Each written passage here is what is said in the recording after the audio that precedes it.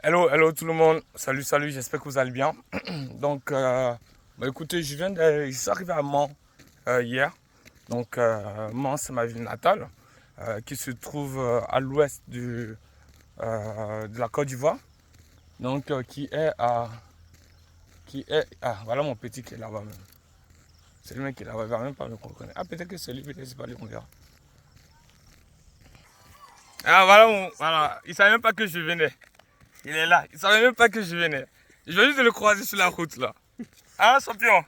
Regardez, il partait à la maison comme ça. Hein. Regardez. Elles sont balais là, c'est quoi? Des champignons. Hein? Non. Ah, ça, c'est une bonne surprise. Là. Ah, je le trouve midi. Mais attends, regarde. Un champion. Tu savais pas que je venais, non?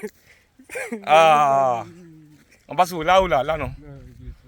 Ah, non, voilà, voilà. Donc, voilà. Je n'ai même pas terminé mon histoire. Bon, bref. Donc, moi qui se trouve à l'ouest de la Côte d'Ivoire et à 600 km d'Abidjan. Ah, c'est vraiment compliqué. Il n'y a que le car qui va. Hein, il n'y a que le car. Enfin, il n'y a que les véhicules qui vont car, voiture, etc. Oh, j'ai pris le car hier, avant-hier. Oh là là, je me suis levé à 5 heures du matin pour arriver à quelle heure? Pour arriver à 15h30. Ah, mais j'étais KO. J'ai pris des doliprane, j'étais KO. Bon, ça c'est l'histoire du voyage. Donc après là, je me suis levé ce matin à 6 heures. Ok. Et là, je suis venu à Fakobli. Donc Fakobli, c'est la ville où je fais le projet de la ferme IFA. Donc voilà. Et donc là, je suis passé à la maison pour voir mon petit qui est là. Et en fait, il n'était pas à la maison. Et donc je suis passé directement, je dit vas-y, je vais aller sur le terrain. Histoire de voir s'il est sur le terrain et on s'est croisés. Ok. Donc voilà. Donc là, on va. Ah voilà. On prend le chemin pour entrer pour aller à la ferme. Voilà. Vous voyez un peu le paysage un peu? Vous voyez un peu le paysage?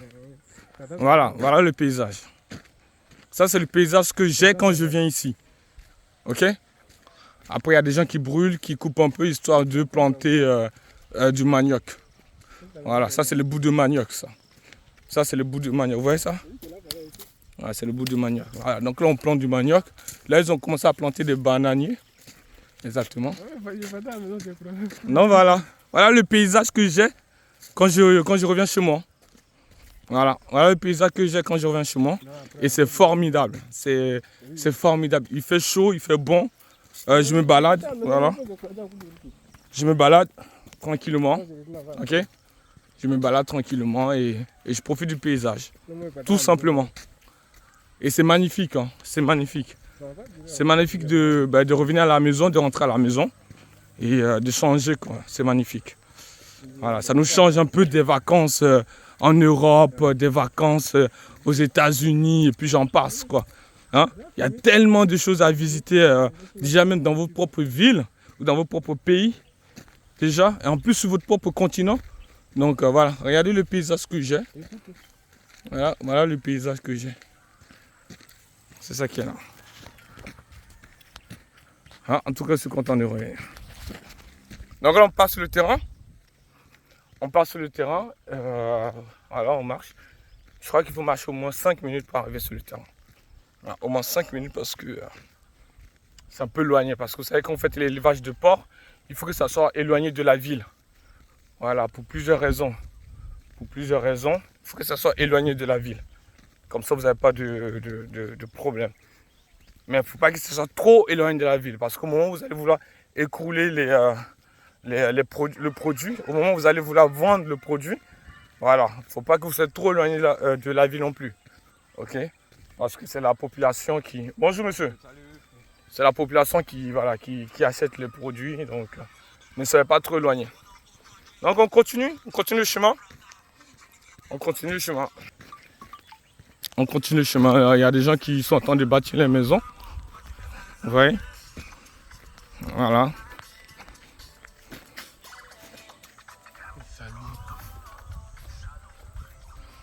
Ah mon fils. Ça c'est mon fils amant, mon fiston. C'est mon bon fiston même. Voilà, c'est mon bon fiston. Le projet marche grâce à lui, hein, honnêtement. C'est grâce à lui, ça marche pas grâce à moi. Le projet marche, avance grâce à lui. Parce que l'élément le plus important, l'élément vraiment le plus important, le plus important, ce n'est pas l'argent. Je vous assure. Il faut avoir l'argent, mais ce n'est pas le plus important. C'est comme là, dans la vie. Hein. Dans la vie, ce n'est pas l'argent le plus important. Si vous mettez l'argent devant, mais c'est le jour que vous n'allez plus avoir l'argent. Oh là là, je vous plains. Ah là, je vous plains. Je vous plains. Si vous mettez le matériel devant toute chose, ben, le jour où il n'y en a pas, alors laissez, je vous plains. Donc comme je disais par rapport à une entreprise, l'élément le plus important n'est pas l'argent. Il faut en avoir, mais ce n'est pas le plus important. Le plus important là, c'est le personnel, tout simplement. C'est le personnel. Ouais. Sans le personnel, sans le personnel, en plus d'avoir le personnel, c'est-à-dire un personnel, on va dire qualifié, mais un personnel de confiance. Un personnel de confiance, que ce soit en Afrique ou en Europe. Hein. Bon, en Europe, il y a des lois qui permettent aux gens effectivement de les contrôler, de les suivre, pour qu'ils puissent bien travailler. En Afrique, en Côte d'Ivoire, c'est autre chose. Mais c'est le personnel le plus important. Vraiment, c'est le personnel le plus important. Alors, si vous n'avez pas un personnel de confiance, non, c'est que c'est mort, c'est fini. Le projet coule. Donc, voilà pourquoi je souligne pour dire que c'est lui le plus important dans le projet, c'est pas moi.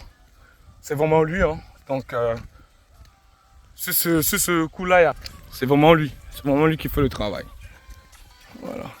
Je crois que là-bas, il y a une personne qui a mis sa ferme de poulailler, c'est ça? Mais c'est mort, non? Il est toujours là ou bien il a repris ou c'est la même chose depuis?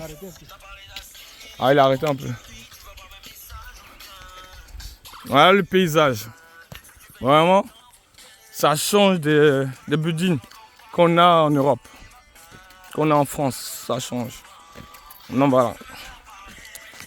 Donc c'est comment il fallait venir faire un tour en fait. Il fallait venir faire un tour. Vous savez, quand vous avez un projet en Afrique, il faut venir faire un tour régulièrement pour voir l'avancement du projet. Pour voir l'avancement du projet, pour voir les difficultés. Et en fait, il fallait que je vienne pour voir ça aussi, pour faire un point sur les difficultés que nous avons rencontrées ou bien que nous rencontrons, sur les problématiques et voir le terrain pour voir effectivement vous montrer ce qui est fait, ce qui n'a pas été fait, ce qui a été bien fait, ce qui n'a pas été bien fait, afin de vous donner des tuyaux, des choses à éviter, exactement. Okay. Donc, raison pour laquelle je suis venu. Donc, c'est très important. Quand vous avez un projet en Afrique, venez régulièrement. Mais je pense que ça, vous le savez déjà. Donc, je n'ai pas forcément besoin de dire, mais c'est juste un petit rappel au cas où. Mais sachez que je le dirai plus tard. Je dirai cette information-là plus tard. Pour l'instant, je vous laisse juste profiter du paysage. Okay?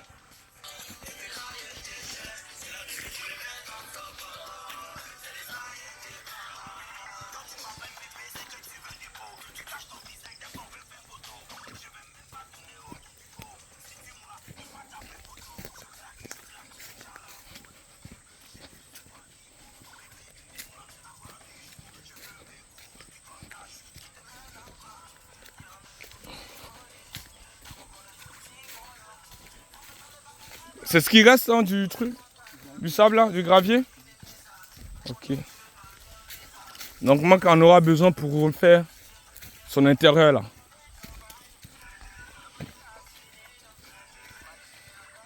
Donc là on se dirige sur le terrain tout simplement. Ok. Là on se dirige sur le terrain. Voilà, et vous savez, hein, on est dans une zone tropicale, donc vous avez beau raser, ça va pousser, mais bon. On va gérer ça, histoire d'avoir un endroit bien rasé, bien propre pour éviter, toute problématique liée aux animaux, aux vipères. Voilà. Donc là on continue, on va sur le terrain, regardez, ça pousse. Hein. Là on est sur le terrain. Tout ça c'est le terrain, ok? Tout ça c'est le terrain. Nous avons un terrain de 4000 mètres carrés. Un terrain de 4000 mètres carrés. Voilà le bâtiment. Le premier bâtiment que nous avons posé sur le terrain. J'étais parti sans sans voir la finition. Là, je suis là maintenant pour voir la finition du bâtiment. Ouais, voici le bâtiment. Voici le bâtiment. Tout ça là, c'est le terrain. Tout ce que vous voyez là, c'est le terrain. Jusqu'à devant là-bas, c'est le terrain. C'est juste que bon, ça a un peu poussé. Ah, mais on va s'en occuper peut-être sans doute plus tard, mais on va s'en occuper. Donc ça, c'est le bâtiment. Ok. J'aurai le temps de faire une bonne vidéo là-dessus, donc ne vous inquiétez pas. J'ai fait une bonne vidéo là-dessus pour bien présenter le bâtiment. Là, moi-même, je vais juste profiter pour le découvrir un peu. Ouais. Tiens, enlève-le. J'ai profité pour découvrir un peu le bâtiment. Mais moi-même, ça, voilà, je suis un peu surpris, mais voilà, ça fait plaisir de voir le travail. Voilà, ça fait plaisir de voir ce qui a été fait. Ok, donc ça, c'est le premier bâtiment sur 4000 m². Donc, sachez qu'on peut mettre jusqu'à 4 ou 5 bâtiments sur ce terrain-là.